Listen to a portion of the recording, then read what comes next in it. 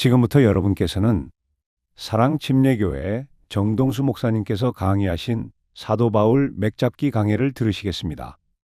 강해 노트 자료를 원하시는 분들은 영상 하단에 더 보기 링크에서 다운받기 바랍니다. 예수 그리스도의 은혜와 화평이 충만히 넘치기를 원합니다. 오늘은 사도 바울 맥잡기 5번째 하도록 하겠습니다. 오늘 제목은 하늘의 부르심에 순종한 다소의 바울과 하나님의 뜻, 이렇게 이제 잡았습니다. 오늘 성경 본문은 우리가 조금 아까 읽은 사도행전 26장 19절에서 이제 23절입니다. 지난 시간을 잠깐 이렇게 생각해보고 요약하겠습니다. 다소의 사울이라고 하는 사람이 있었습니다. 맹렬하게 기독교를 반대했어요. 살기를 내뿜으면서 다마스쿠스까지 가서 일주일을 가야 되는 그런 거리, 거기까지 가서 예수님 믿는 유대인들 잡아다가 예루살렘에 데려다가 감옥에 넣어야 되겠다.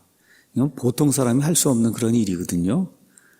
이렇게 맹렬하게 기독교를 박해하던 이 다소의 사울, 이 사람이 다마스쿠스 도상에서 우리 주님을 만나 회심을 하게 됩니다. 회심은 영혼의 존재 목적이 바뀌는 변화가 회심이에요. 우리 영혼의 존재 목적이 바뀌는 변화, 이게 회심이다.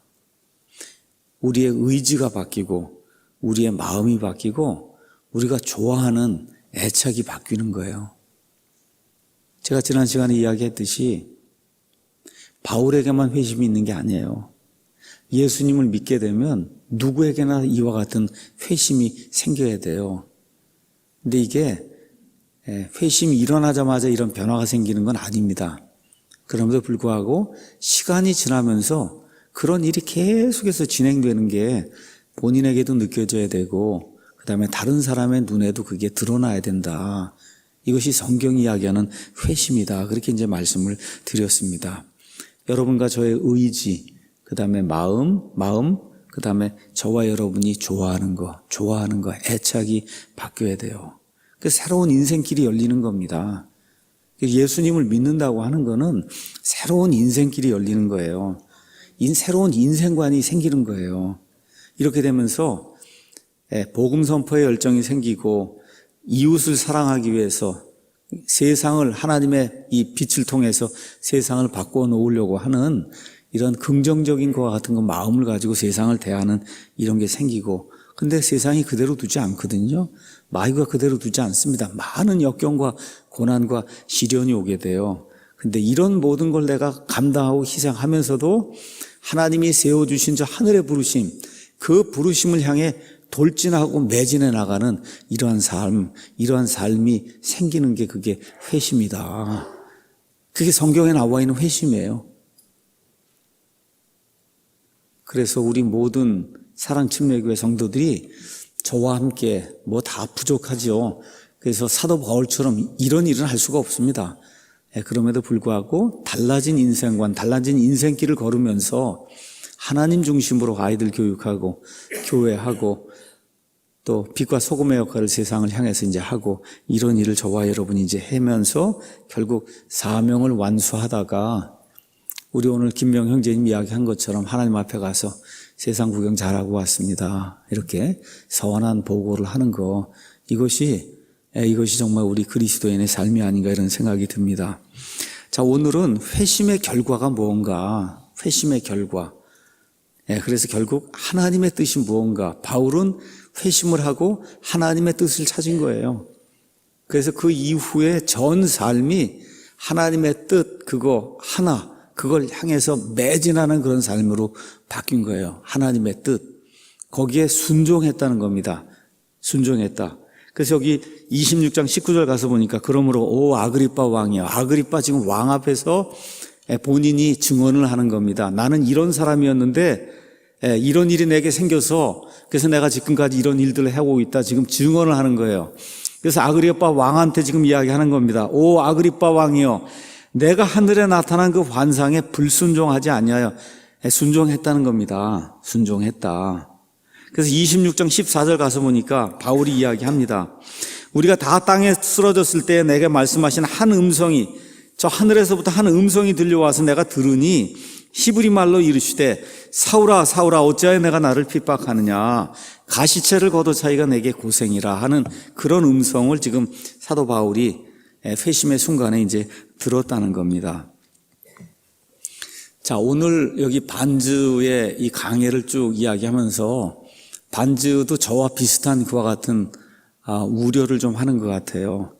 이걸 성경을 이렇게 읽다 보면 그러면 어떤 일이 있느냐 하면 기적 같은 일이 어떤 사람에게 일어나거든요. 그렇잖아요. 지금 바울에게 기적이 일어난 거 아닙니까? 하늘에서 음성이 들리고 그 음성이 바울아 바울아 왜 내가 나를 핍박하느냐 이런 거 하고 그러잖아요. 그러니까 이거를 잘못 오해하는 사람들이 많이 생긴다는 거예요. 나한테도 그 일이 그냥 밥 먹듯이 자꾸 이렇게 생겨야 되는 것이 아닌가. 심지어 구원 받을 때도 그러면 지금 뭐 여기 전 세계 한 1억 명이고 뭐 지금 예수 믿고 구원 받았다고 하면 그 사람들에게 그런 일이 생겨야 되는 것이 아닌가, 나를 비롯해서. 그래서 오해하면 안 되기 때문에 여기 반즈가 이런 이야기를 좀 하는 것 같아요. 그래서 오늘은 하나님의 뜻이 뭔가, 뜻이 어떻게 주어지는가, 이런 이야기를 지금 반즈가 하려고 하는 거고, 그 하나님의 뜻을 이런 방법으로는 저런 방법 우리가 알게 됐단 말이에요. 그게 알게 되었을 때 저와 여러분이 어떻게 거기에 순종하며 앞으로 나아가야 되는가. 그러니까 우리가 사도 바울 맥잡기 이거 하면은 그냥 여기 나와 있는 뭐 순서를 따라가서 이렇게 이벤트, 생겼던 그런 사건을 그냥 단순히 얘기하는 게 아니고, 여기 반즈라고 한 사람이 한 200년 전쯤에 이 글을 이렇게 쓰면서 말 그대로 한 사람에게 일어났던 그 사건을 우리가 어떻게 해석해야 되는가, 이걸 하나하나 우리에게, 그리스도인에게 알려주는 거예요. 굉장히 저는 행복해요. 이런 글을 이렇게 번역도 하고 이렇게 해서 여러분에게 이제 전달한다는 것이. 왜 그러냐, 나한테서 나올 수 없는 거거든요. 아마 여기 앉아있는 대다수 사람들에게서 나올 수 없는 그런 해석, 그래서 그런 것들을 믿음의 선진, 또 하나님이 그만큼 할 수 있는, 글을 쓸 수 있는 역량을 엘버트 반즈에게 이렇게 준 거잖아요. 그렇죠? 그래서 그런 사람의 그 글을 통해서 저와 여러분이 이렇게 이런 걸 읽고 어떻게 이런 걸 찾아낼 수 있을까, 이런 것들을 이렇게 전달하고 같이, 이것이 뭐 큰 것일 수도 있고 작은 것일 수도 있지만 볼 수 없는 그러한 그 눈을 가진 보통 사람들에게 사도 바울의 그 회심을 통해서 하나님의 뜻 이야기를 하고 거기에 순종한다는 것이 무엇인가를 이야기하고, 이렇게 해서 우리가 역시 그리스도인으로 어떻게 순종하며 하나님을 기쁘게 하는 그런 삶을 살아야 되겠는가, 이렇게 좀 도전을 주는 그런 말씀을 믿음의 선진인 우리 엘버트 반즈가 이렇게 주고 있다는 거 참 저는 굉장히 감사하게 생각합니다. 하나님이 어떻게 자신의 뜻을 알리느냐, 반즈의 이야기 따르면 이제 성경을 통해서, 이성을 통해서, 양심을 통해서, 섭리 등을 통해서 이제 자세하게 제가 설명을 할 겁니다. 자, 그럼 이렇게 하나님의 뜻을 알려줬어요. 하나님의 뜻을 알려준 것은 뭐냐 하면 결단하라는 거거든요. 그렇잖아요. 그럼 우리가 어떻게 해야 되겠냐, 이거 하나님 뜻을 알았어요. 그럼 우리가 무엇을 하길 원하시느냐, 하나님이. 죄들을 버려야 된다는 거예요. 예수님만을 신뢰해야 된다는 거다. 그리고 죽을 것을 대비해야 된다는 거, 그 일을 위해서 하나님께 매진해야 된다는 거. 그래서 한마디로 하나님의 그 높은 부르심에 부응하고 순종하며 앞으로 나가야 된다는 거, 뭐 이런 것들을 지금 반즈가 우리에게 좀 이야기를 해주려고 그러는 것 같아요.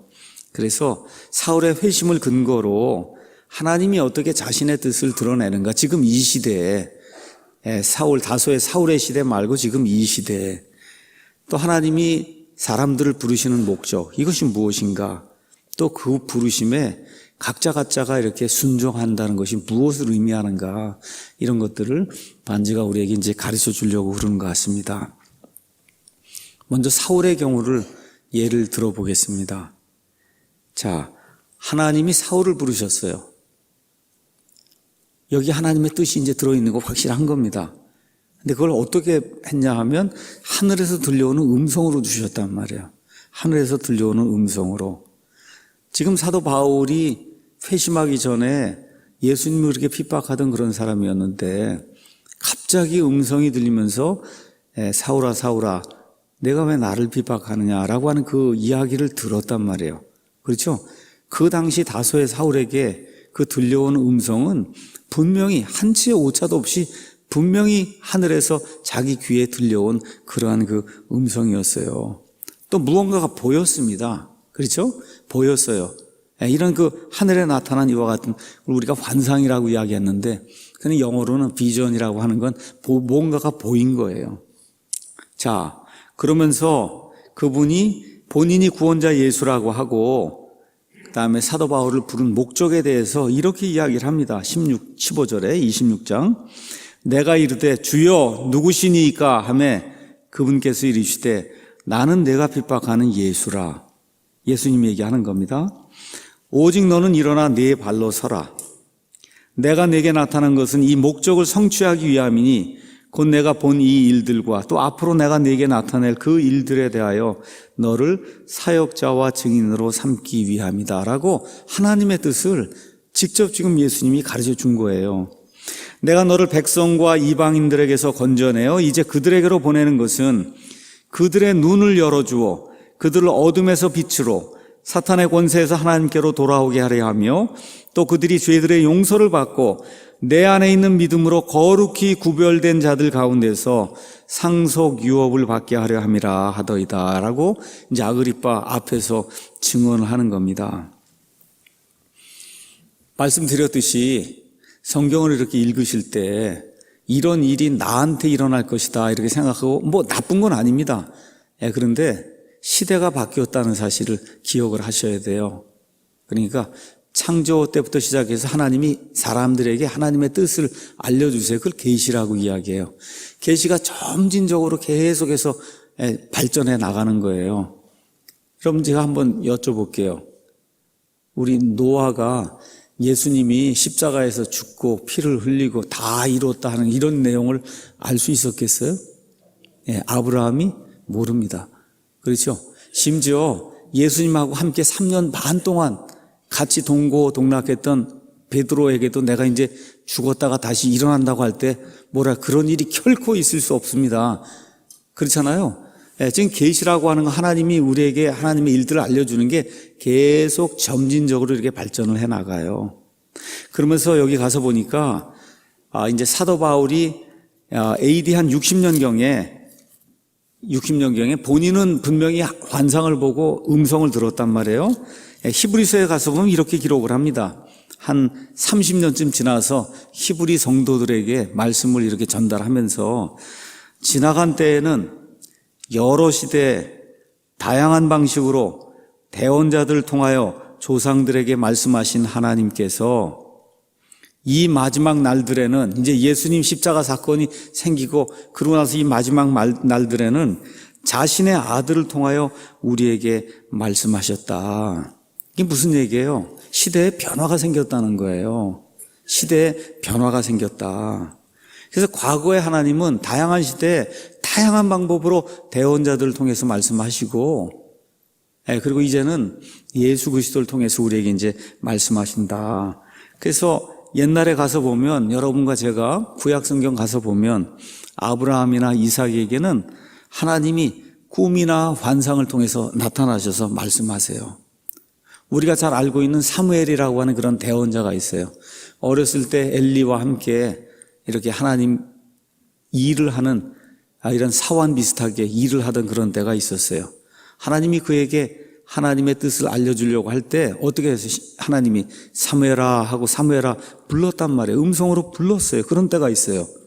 또한 아하스 왕이나 다윗 아니면 히스기야 이런 사람들에게는 하나님의 뜻을 알려주기 위해서 히스기야를 보내기도 하고 나단을 보내기도 하고 하나님이 그런 일들을 직접 하셨습니다. 그렇죠? 그 다음에 다니엘이라든지 사가랴라든지 아니면 마리아에게는 하나님이 천사를 보내시는 분이죠. 천사를 보내서 하나님의 뜻을 알려주시는 그런 일을 한다. 그런데 예레미야나 아니면 에스겔 같은 이런 대언자에게는 거부할 수 없는 내적인 음성을 주세요. 소리를 들었다는 건 아니에요. 근데 도저히 거부할 수 없는 이와 같은 그 하나님의 메시지를 주기 때문에 평생토록 이 유다 백성을 향해서 하나님의 말씀을 전하는 그런 일을 이제 하게 됩니다. 자, 이사야 대언자 같은 경우는 또 어떠냐? 이 사람은 정치가예요. 근데 하나님이 저 셋째 하늘에 있는 하나님의 위엄, 영광을 이사야서 6장에 보여줌으로 말미암아 하나님의 뜻이 무엇인가를 알려주는 그런 일을 합니다. 자, 이렇게 되고 맨 마지막으로 요한계시록을 AD 90년경에 사도 요한이 이제 쓰게 되는데, 이 요한계시록에 나오는 그 계시는 반모섬에 요한이라는 사람이 말씀 전하다가 유배가 돼서 거기 갔어요. 거기에서 하나님의 위엄에 있는 이와 같은 계시를 이제 보여준 거거든요. 그러니까 다양한 방식으로 여러 시대에 하나님이 이렇게 말씀을 하십니다. 그래서 반지가 이야기하는 게 뭐냐 하면, 모든 영들의 아버지께서 사람들이 의심하지 못할 방법으로, 어떤 방법으로는 하나님이 소통하실 수 있다. 그래서 직접 예를 들어 천사가 나타나거나, 여기 지금 바울처럼 직접 하늘에서 소리가 들려오거나, 아니면 누가 대언자가 와서 하나님의 말씀이라고 가르쳐 주거나, 이렇게 하면은 저라도 탕 듣고는 야, 이거 의심하지 않고 이게 하나님의 진정한 뜻이구나 하고 따를 수 있단 말이에요. 그렇게 따르게 할 수 있다는 거죠. 그런데 지금까지 구원받은 사람들의 대다수에게는 그런 일이 일어나지 않는다는 걸 꼭 기억해야 된다는 거예요. 구원받은 대다수의 사람들에게는 이런 일이 일어나지 않는다. 소수의 사람들에게만 이와 같은 일이 일어난 거예요.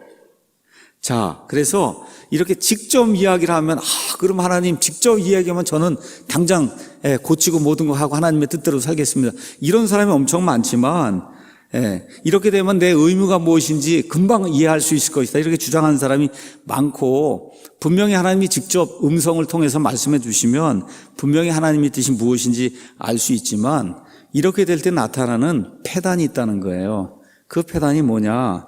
하나님이 우리에게 주신 그런 기능들, 이런 기능들이 마비가 된다는 거예요. 또 하나, 현존하는 모든 질서 체계가 붕괴가 된다는 거예요. 한번 여러분 생각해 보세요. 제가 오늘 2시간을 더 일해야만 가족을 먹여 살 수 있으니 하나님 저 태양을 2시간만 좀 멈추도록 그렇게 좀 해 주십시오 하고, 기도를 오늘도 하고, 오늘은 A가 하고 내일은 B가 하고 그 다음은 C가 하고 하면 여러분 이게 돌아가겠어요? 이게? 안 되잖아요. 그렇잖아요.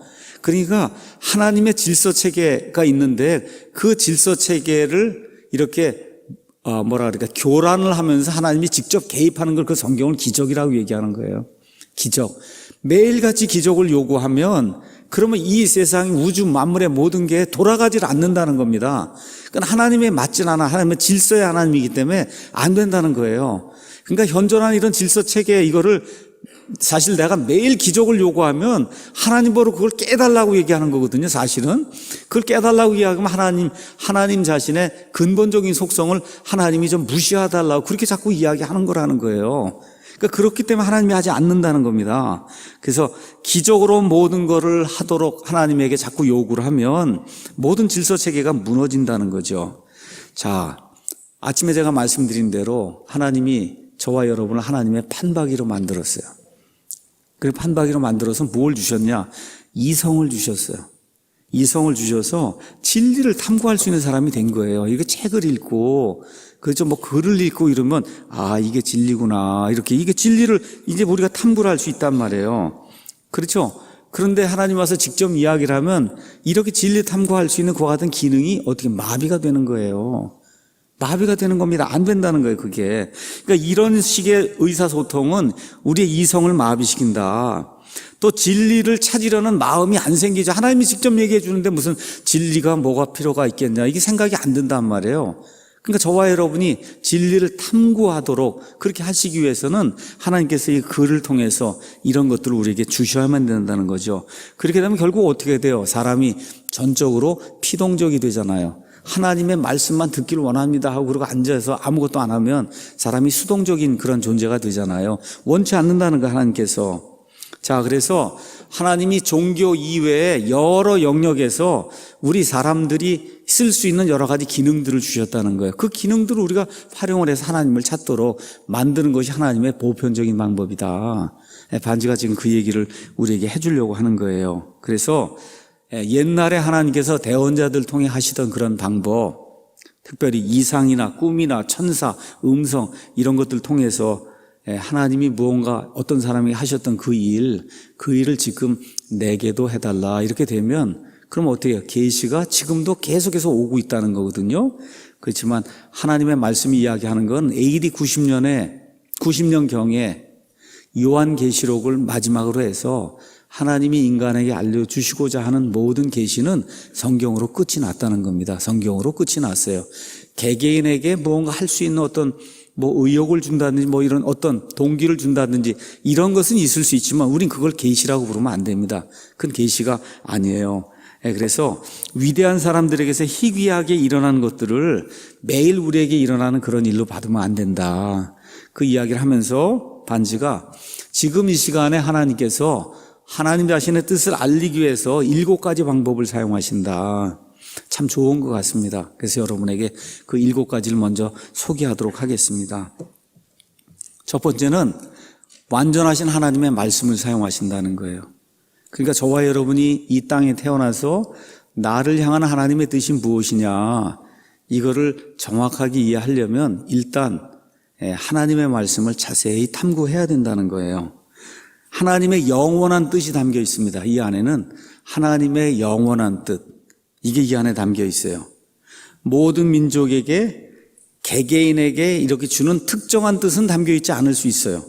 그럼에도 불구하고 모든 상황에, 모든 사람에게 적용이 될 수 있는 이와 같은 하나님의 영원한 뜻이 이 성경 안에 담겨 있다는 거예요. 그래서 남녀노소, 빈부귀천, 모든 인종 여기에 상관없이 어느 누구에게나 객관적인 지혜를 주는 이와 같은 하나님의 뜻이 이 안에 담겨 있다. 그래서 인간에게 필요한 모든 지혜, 그 다음에 안내를 담고 있는 이 첫 번째 책이 성경책이다. 그래서 디모데 후서 3장 16, 17절 모든 성경 기록은 하나님의 영감에 의해 주어진 것으로 교리와 책망과 바로잡음과 의로 교육하기에 유익하니 이것은 하나님의 사람이 완전하게 되어 모든 선한 일에 철저히 갖춰지게 하려 합니다. 그래서 첫 번째 우리가 하나님의 뜻을 알고자 합니다 하면 성경을 정신을 집중해서 성경 말씀을 계속해서 읽어야 된다. 지금 그렇게 이야기하는 거예요. 그래서 로마서 15장 나와 있는 것처럼 로마서 15장 4절에 이 모든 것이 옛날에 기록된 모든 것은 우리의 배움을 위해서 기록이 돼 있다. 이런 것들 저와 여러분이 기억하면 좋겠습니다. 그 다음에 두 번째는 어떤 방법을 사용하냐? 질서 있게 움직이는 합리적인 본성이 사람에게 있다는 겁니다. 이거를 우리가 이성이라고 불러요. 사람에게는 이성이 있어요. 왜 있냐? 하나님이 이성이 있기 때문에. 하나님이 이성이 있기 때문에 하나님의 판박이인 우리에게도 이성이 있어요. 모든 게 논리적으로 상식적으로 이렇게 이해되도록 만들어주는 그와 같은 이성이 있다는 거예요. 근데 많은 사람들이 이성을 사용하지 않습니다. 이 참 안타까운 그런 일이에요. 많은 사람들이 이성을 사용하지 않아요. 이 안에 엄청난 하나님의 지혜가 있는데 그리 사용하지 않습니다. 그러니까 바울이 세상적으로 굉장히 뛰어난 사람이에요. 지혜가 굉장히 많은 사람이에요. 그런데 예수님을 만나고 나서 이성적으로 한번 곰곰이 생각을 해봤습니다. 내가 지금까지 한 일하고 예수님이 하신 일하고 과연 어떤 것이 하나님이 원하시는 걸까? 그래서 곰곰이 생각을 해본 거예요. 자, 하나님이 어떤 분이냐는지 이성을 한번 동원해 보는 거예요. 바울이 지대가서 한번 이성을 한번 동원해 보자는 거예요. 자, 그래서 하나님이 어떤 분이냐? 절대적인 의를 원하는 분이다. 절대적인 의. 그건 쉽게 얘기하면 2 곱하기 2는 4가 되는 거지 4.01이나 3.99는 안 되는 거예요. 그게 절대적인 거예요. 그렇죠? 안 되는 거예요. 자, 그런데 인간이 불가능하다는 거 누구나 다 알잖아요. 죄 가운데 있어서 그런 의를 우리 자신의 힘으로 생산해낼 수 없다. 그건 누구나 다 아는 겁니다. 하나님을 인정하든 인정하지 않든 나는 죄인이고 퍼펙트한 그런 삶을 살 수 없다는 건 누구나 다 인정하는 거예요. 자, 그런데 구약 성경에 능통했던 사도 바울이 구약 시대의 모든 희생 이런 시스템 이렇게 가서 보니 거기에 핵심이 뭐예요? 죄가 있으면 죄가 없는 무언가가 대신해서 희생 예물이 돼야 죄를 덮어준다는 거 아니에요? 그게 하나님의 희생 방법이라는 걸 어려서부터 말씀을 통해서 지금까지 배워왔단 말입니다. 그렇죠? 자, 이렇게 이제 해서 지금까지 그걸로 다 되는 줄 알고 열심히 그거 갖고 했는데 그 안에 뭐가 지금 결여가 돼 있어요? 믿음이 결여가 돼 있는 거예요. 믿음이 지금 결여가 돼 있어요. 자, 그러니 지금까지 해온 그런 모든 일 이것만 하면 될 줄로 알고 열심을 다해서 했단 말인데 이성이 발동을 해서 가만히 이렇게 생각을 해보니 이런 방식으로 해서 거룩함을 요구하는 100% 하나님의 의를 내가 만족을 시킬 수 있을까 하고 예수님 만나고 생각을 해보니 그건 아무리 생각해도 그건 어때요? 불가능하잖아요. 불가능하다는 걸 깨닫게 된 거예요. 그렇죠? 그래서 하나님이 만들어주신 방법 외에는 사람의 문제를 해결할 수 없겠구나. 여기까지 바울이 도달하게 된 거예요. 이 인간의 이런 시스템 모두를 다 동원해도 안 된다는 걸 깨닫게 된 거예요. 그러면 사람을 만든 하나님만이 그 일을 할 수 있지 않겠는가. 그렇죠? 예, 거기에 이제 생각이 미치게 되니까 그럼 그 일을 하시기 위해서는 말 그대로 완전 무결한 대속의 희생물이 있어야 된단 말이에요. 그렇죠? 그게 있으면 문제가 해결이 된단 말이에요. 근데 이 땅에 없단 말이에요. 그래서 하나님이 사람의 몸을 입고 이 땅에 오셔서 완전 무결한 희생물이 돼서 단번에 모든 죄를 제거하는 그런 일을 했다고 하는 거기까지 이성적으로 생각이 딱 들어가게 되니까 어떤 생각이 든 거예요? 오호라, 이거 외에는 방법이 없구나. 온 우주 공간을 다 찾아봐도 사람을 구원할 수 있는 방법은 이거 외에는 없다는 거예요. 이거 외에는 없다. 여러분에게 제가 말씀드릴게요. 이거 외에 다른 방법이 있을 수 있는가 한번 생각해 보시라고. 하나님의 완전한 공의를 만족시킬 수 있는 방법이 하나님이 이 땅에 오셔서 죄 없는 삶을 사시고 죄 없이 죽어서 저와 여러분의 죄를 완전 무결해 단번에 딱 제거하는 그 일 외에 다른 방법으로 이 일을 이룰 수 있는 그와 같은 방법이 있겠는가. 그 이성적으로 생각을 해보면 어때? 없다는 거예요. 불가능하다는 겁니다. 이렇게 해서 하나님을 믿음으로 구원받게 되니까 이성적으로 한 번 더 생각해 보니 하나님이 그렇게 아들까지 희생을 해서 구원을 줬으면 여러분 영원한 구원이에요? 일시적인 구원이에요? 영원한 구원이 되는 거예요. 영원한 구원이 되는 겁니다. 어려울 게 없는 거예요. 그러니까 우리 예수님 믿는 것도 이게 지능이 좀 있어야 돼요.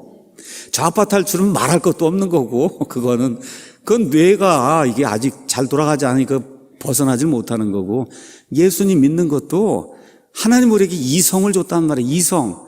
이성적으로 잘 생각을 해보라는 거예요. 그러니까 기적적인 일이 우리 가운데 일어날 수 있어요. 우리 오늘 김영 형제님 통해서도 하나님이 지금까지 여러 기적을 베풀어 주신 거 저도 인정을 합니다. 개인적으로 일어난 거 인정을 해요. 그럼에도 불구하고 그런 개인에게 일어난 어떤 그런 체험 있잖아요. 이런 거 말고 나머지 모든 일은 누가 봐도 이성적으로 상식적으로 논리적으로 이해되는 그런 방법으로 하나님이 일을 하신단 말이에요. 그러니까 교회를 운영하는 모든 일도 다 누가 봐도 이성적이 돼야 되는 거예요. 그렇죠? 논리적이 돼야 되는 거예요. 야, 보니까 정말 맞구나. 이렇게 납득이 되는 그런 방식으로 교회도 운영이 돼야 되는 거예요. 왜 그래요? 하나님이 이성의 하나님이기 때문에. 그래서 두 번째 하나님이 하나님의 뜻을 알려주는 방법이 이성을 통해서 하나님이 알려주신다. 세 번째는 양심을 통해서 알려준다는 거예요. 양심은 뭐냐? 옳고 그른 거를 구분할 수 있는 기능이에요. 옳고 그른 거.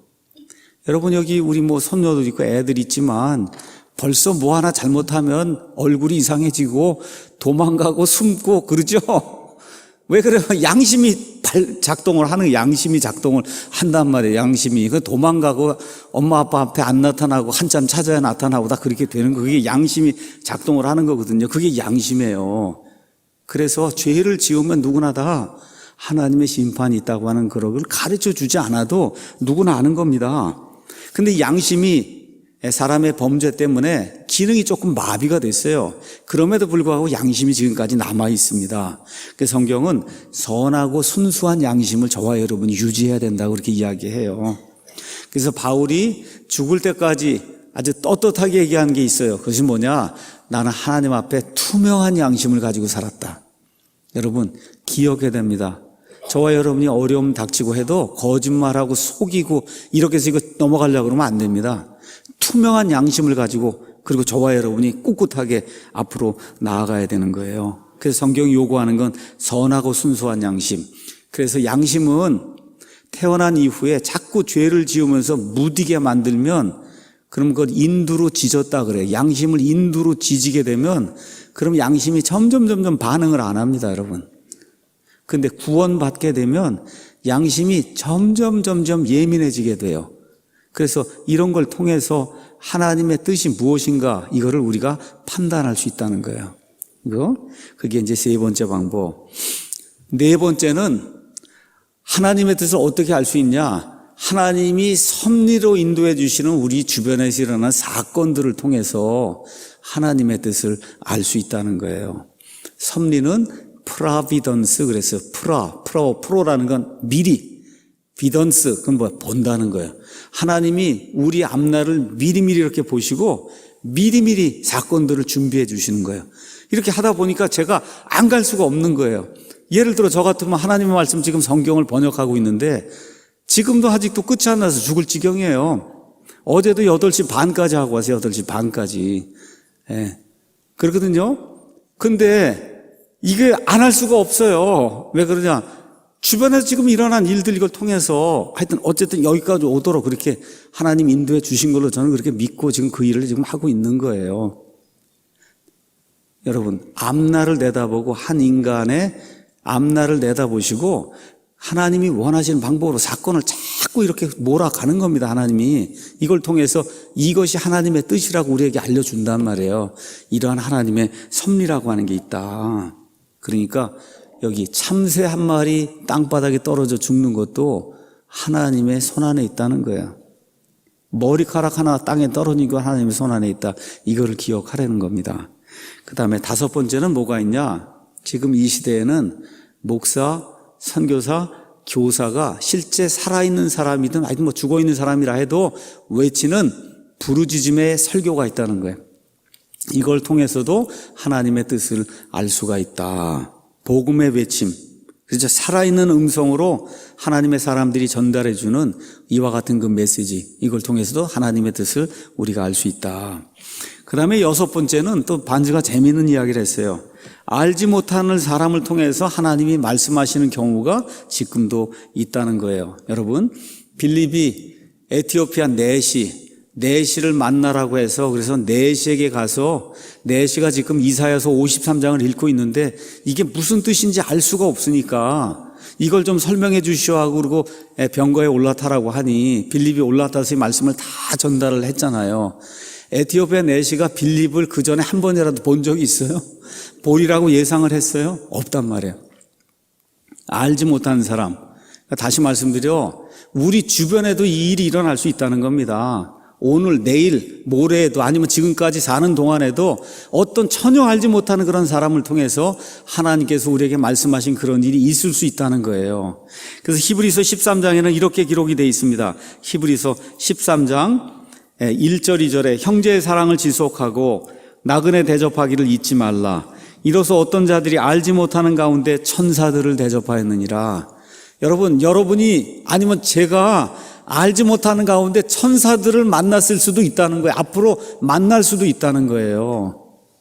근데 날개 달린 건 없습니다. 날개 달린 천사는.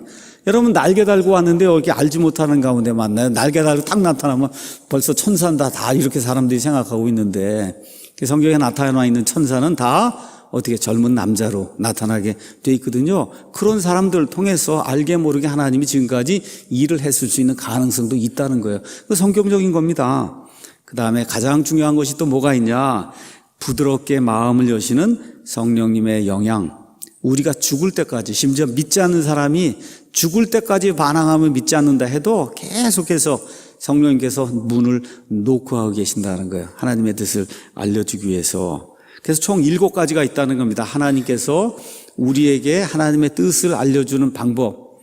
이 신약 성경이 완전히 이렇게 기록이 다 끝난 이후에 옛날 그런 방식이 아니라 구약시대 그런 방식이 아니고 지금 이 시대 신약 성도들에게 말씀하시는 것, 첫 번째 성경 말씀, 두 번째 우리의 이성, 세 번째 우리의 양심, 하나님의 섭리, 그렇죠? 그 다음에 살아있는 사람들의 설교, 그 다음에 우리가 알지 못하는 이런 주변에 있는 그런 사람들, 여기를 통해서 하나님이 말씀하시고, 마지막으로 성령 하나님께서 계속해서 우리의 문을 노크하고 계신다. 이런 7가지를 통해서 하나님의 뜻이 무엇인가를 저와 여러분이 알 수 있도록 만들어 주신다는 거예요. 자, 그러면 우리의 반응이 어떻게 돼야 되냐? 바울의 반응처럼 돼야 된다는 거예요. 바울의 반응이 뭐예요? 사도행전 9장 6절에 주여, 제가 무엇을 하기 원합니까? 너무 멋있는 거예요. 주여, 제가 무엇을 하기 원합니까? 참 놀라운 반응이 나온 거죠. 순식간에 놀라운 반응이 나온 거예요. 주여, 그러면 제가 무엇을 하기 원합니까?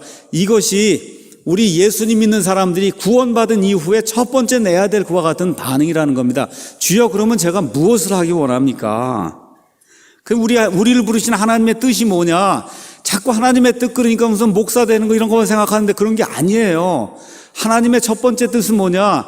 죄들을 제거하기를 원한다는 거예요. 우리 가운데 하나님을 대적하는 그런 일들, 지금까지 해왔던 것들, 이 죄들을 치울 것을 하나님이 원하신다는 거예요. 그게 하나님의 명백한 뜻이라는 겁니다. 우리가 우리 방법대로, 우리 길대로, 우리가 원하는 대로, 우리의 욕심을 따라, 우리 육신이 원하는 대로 해왔던 그런 일들, 이걸 내가 치우기를 하나님이 원하신다. 자, 그래서 하나님의 예를 들어 여기 바울 같으면은 하나님의 백성을 극도로 핍박했잖아요. 하나님을 믿지 않았잖아요. 세상을 따랐잖아요. 대제사장에 데려다 주게 해서 나중에 뭐 산헤드린 공회의 멤버가 되려고 하는 이런 야망을 가졌단 말이죠. 그렇죠? 이런 모든 거를 하나님께서 사용하신 그 7가지 방법, 이것을 하나님의 뜻을 알려주려고 할 때 죄들을 버리려고 하는 그런 일이 우리 가운데 생겨야 된다는 거예요. 주여, 제가 무엇을 하길 원합니까? 하나님 뭐라 그래요? 죄들을 치우라는 겁니다. 그걸 내가 제일 미워하니까 죄들을 치워라. 너가 지금까지 해왔던 육신적인 방법대로 하려고 하는 거, 이런 걸 치우라고 하나님이 얘기한다는 거예요. 두 번째, 하나님의 명백한 뜻이 뭐냐? 다소의 사울이 만났던 그 주님을 신뢰하라는 그게 하나님의 명백한 뜻이라는 거예요. 다소의 사울이 만났던 그 주님, 그 주 예수님을 신뢰해라. 여러분, 그 사울이 어떤 사람이에요? 예수님 없이 천국에 가려고 노력하던 사람이죠. 맞습니까? 자기의 행위를 통해서 하나님을 기쁘게 하고 그걸 통해서 하나님의 의를 입으려고 했던 사람이에요. 그런 사람이에요. 맞죠? 십자가를 무시한 사람이에요. 예수님의 희생을 무시한 사람이에요. 예수님의 무덤을 무시한 사람이에요. 예수님의 부활을 무시하던 사람이에요. 근데 예수님을 딱 만나고 나니까 어떻게 됐어요? 이 모든 게 옳습니다 하고 다 받아들인 그런 사람이 된 것처럼 저와 여러분이 하나님의 뜻을 멀리 가서 찾으려고 하지 말고 사도 바울이 다마스쿠스 도상에서 만났던 그 주 예수님, 그 주 예수님의 처음부터 끝까지 모든 것을 제가 신뢰합니다 하는 거, 그게 하나님의 뜻이다. 예, 그걸 저와 여러분이 기억을 해야 된다고 반즈가 우리에게 이야기해 주는 거예요. 예수님이 하나님의 아들이라는 사실을 무시하고 살았어요. 한마디로 그는 불신자였습니다. 참 아이러니해요. 이 유대교에서는 아주 엄청난 신자였어요. 열렬 신자예요. 근데 하나님 편에서는 아주 극심한 불신자였단 말이에요. 그렇죠? 죄인이었어요. 죄인이 뭐냐? 구원자 없이 살 수 있다고 믿는 사람이 죄인입니다. 예수 그리스도를 배척하는 사람이에요. 십자가와 부활을 무시하는 사람이에요. 구원의 필요를 느끼지 못하는 사람이에요. 이런 사람들을 향해서 하나님이 7가지 아까 말씀드렸던 하나님의 말씀, 성경, 이성, 양심, 섭리, 하나님의 사람들의 설교, 그 다음에 알지 못하는 그런 사람들, 심지어 성령님의 영향력, 이런 걸 총동원해서 하나님의 뜻을 알려주려고 할 때 두 번째로 그 예수님을 신뢰해야 된다는 거, 이게 하나님의 명백한 뜻이다. 세 번째, 하나님의 뜻이 뭐냐? 이 세상이 끝이 아니라는 거예요. 바울은 지금까지 이 세상이 끝인 걸로 생각하고 산 거예요. 이 안에서 최선을 다해서 산헤드린 공회까지 올라가고 이런 일들을 하고 치리하고 뭐 이렇게 유대 종교에 뭔가 훌륭한 랍비가 되고 이런 걸 해야 되겠다. 근데 우리 하나님은 그게 아니에요, 뜻이. 여기가 끝이 아니라는 걸 알려주시는 거예요. 이게 끝이 아니고 다가오는 영원한 세상이 있다. 바울이 거기에 대한 것이 없었어요. 예, 그래서 이 7가지를 통해서 영원한 세상이 있음을 알아야 된다. 이게 명백한 하나님의 뜻이라는 거예요. 구원받으면 아침에도 말씀드린 것처럼 명백하게 저 세상이 있다는 거, 영원 무궁토록 지속이라는 그 세상이 있다는 거, 이거를 알아야 된다. 그 다음에 네 번째 하나님의 뜻이 뭐냐? 하나님의 뜻은 이렇게 우리를 구원해 주신 그 하나님을 위해서 일생을 살아야 된다는 거, 이게 하나님의 뜻이다. 하나님의 영광, 하나님의 목적, 하나님의 진리, 하나님의 공의, 하나님의 거룩함, 하나님의 긍휼, 하나님의 사랑, 그렇죠? 이런 모든 것을 드러내기 위해서 저와 여러분이 살아야 된다는 거예요. 어려운 거 아닙니다. 어려운 거 아니에요. 그래서 다소의 사울을 부르신 이유는 앞으로 평생 동안 이걸 드러내는 그런 사람이 되라는 거예요. 하나님의 공의, 하나님의 영광, 하나님의 위대하심, 하나님의 거룩하심, 이걸 드러내는 그런 일들. 그래서 여기 가서 보니까 아까 뭐라고 이제 기록이 돼 있냐, 이렇게 기록이 돼 있어요.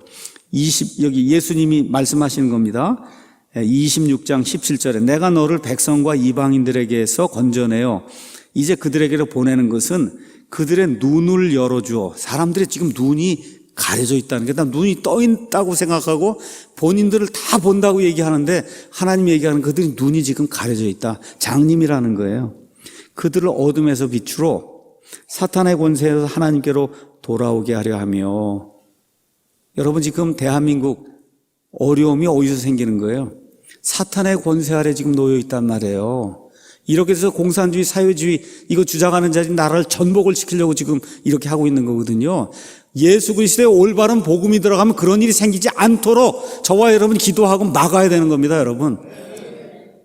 사탄의 권세에서 하나님께로 돌아오도록 만들어야 돼. 이 자유민주주의 체제를 지키도록 만들어야 됩니다. 이게 그리스도인이 해야 될 일이에요. 사도 바울이 지금 이 시대에 여기 대한민국에 산다 그러면 이 일을 할 사람입니다, 여러분. 예수님을 통해서. 그들이 죄들의 용서를 받고 내 안에 있는 믿음으로 거룩히 구별된 자들 가운데서 상속 유업을 받도록 가서 알려주고 계몽하고 깨우치게 만드는 거, 그걸 하도록 하나님이 사도 바울을 보내신 거예요. 바울이 그 이전에 하나님이 많은 달란트를 줬어요. 좋은 아버지를 줬어요. 좋은 도시에서 태어나게 했어요. 좋은 교육을 받게 했어요. 아버지가 돈이 많으니까 유학도 가게 했어요. 그렇죠? 이런 모든 거, 엄청난 이와 같은 걸 해석하고 이해하고 분석하고 웅변할 줄 알고 이런 모든 능력을 줬는데 예수님 만나기 전에 그걸 다 어디를 사용했어요? 예수님을 대적하는 일로 사용했는데 예수님 만난 이후에는 삶이 변하니까 이 모든 걸 예수님을 위한 걸로 지금 사용하는 그런 사람이 되도록 하나님이 만들어 줬다는 겁니다. 그래서 저와 여러분이 구원받았어요. 구원받은 이후에 우리가 가지고 있는 모든 달란트를 하나님을 기쁘게 하는 그런 용도로 쓰는 그런 사람이 돼야 된다. 이렇게 하니까 빌립보서 1장 20절에서 21절에 바울이 이야기한 것이 뭡니까? 예수님을 딱 알고 났더니 내 삶에 한 가지 목적이 생겼다. 그 목적은 뭐냐? 예수님을 매그니파이, 예수님을 크게 이렇게 만드는 거예요. 예수님을 그렇게 만드는. 여러분 말씀드렸죠? 이 망원경, 매그니파이, 망원경 크게.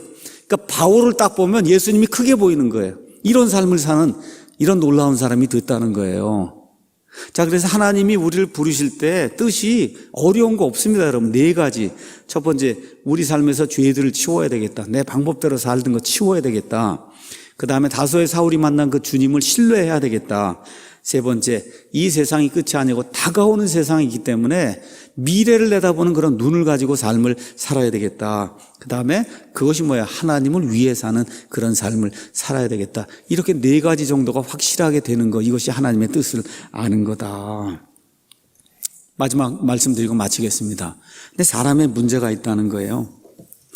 하나님이 7가지 방법을 총동원해서 사람을 부르는데 거의 모든 사람이 하나님께 안 가려고 발버둥을 치고 있는 겁니다. 안 가려고 발버둥을 쳐요. 그러니까 예수님 뭐라 그래요? 가시채를 걷어차기가 내게 고생이다. 그렇죠? 얼마나 안 가려고 그러니 나 가시채를 걷어차는데 이게 계속 죽을 때까지 걷어차면 그게 지옥행이란 말이에요. 그 고생이라고, 고생입니다. 근데 다소의 사울 역시 걷어차다가 결국은 하나님의 뜻을 알고, 그리고 어떻게 해요? 그 하늘에 나타난 그 음성에 내가 불순종하지 아니하고 순종을 했다는 거예요. 여기 앉아 계신 모든 분, 저를 비롯해서 모든 분들이 하나님이 우리에게 알려주신 것 같은 하나님의 뜻에 순종했기 때문에 지금 이 자리에 나와 있는 걸로 알고, 그렇기 때문에 우리가 사랑하는 우리 킹제임 성경 고수하고 사랑 침례교회 고수하고 사회주의 이런 거 다 배격하고 자유민주주의 시장경제체 이 나라를 지키려고 지금 이 사랑 침례교회를 하고 있는 거 아닙니까? 맞습니까, 여러분? 예. 그리고 어떻게 했냐? 최선을 다해 자기 주인을 섬겼다는 거예요. 최선을 다해 자기 주인을 섬겼다.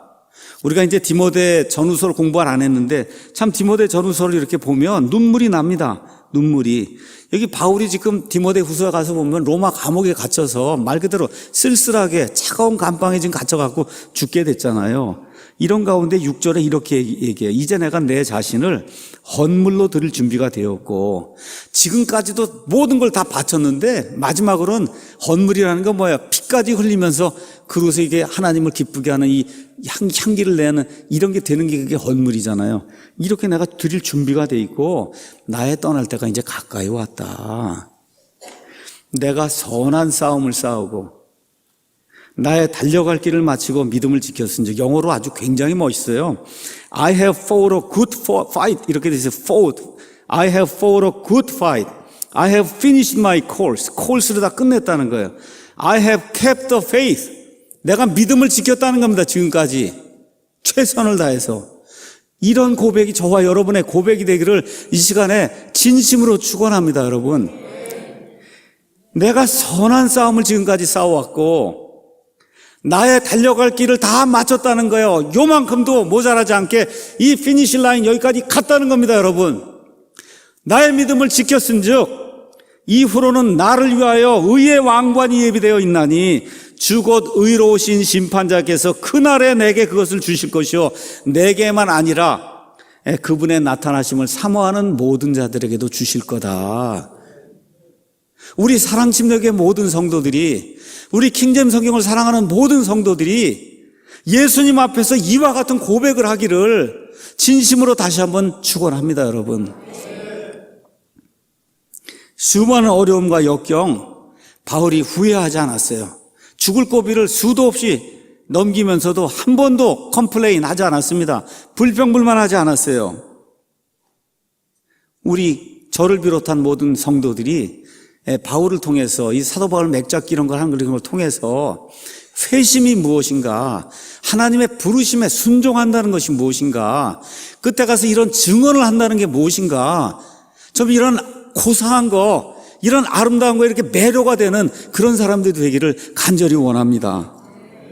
하나님이 지금도 우리를 부르세요. 회개하라고 부르십니다. 믿음을 가지라고 부르세요. 다가오는 세상이 있다고 그걸 알라고 우리를 부르세요. 유익한 삶을 살아. 그렇게 하면 뭐라고 얘기해요? 최선을 다해 나를 섬기면 내가 최대한 너에게 좋은 것을 주겠다고 하나님이 말씀해 주시는 겁니다.